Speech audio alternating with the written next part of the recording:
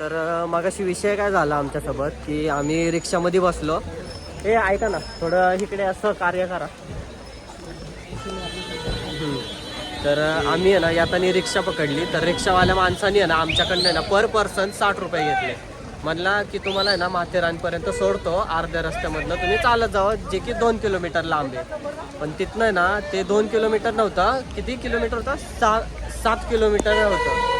एक व्हॅनवाल्या माणसाने आम्हाला सांगितलं की ते वरतून 7 किलोमीटर आहे. तो माणूस खोटं बोलतोय.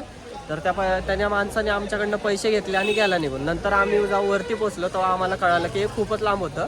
तर त्याने आम्हाला आहे ना येड्यामध्ये काढले. तर आहे ना तुम्ही पण जर माथेरानला येत असाल तर लांड्यांच्या नादी लागू नका. आपला मराठी माणूस बघा आणि त्यांच्या सोबत या.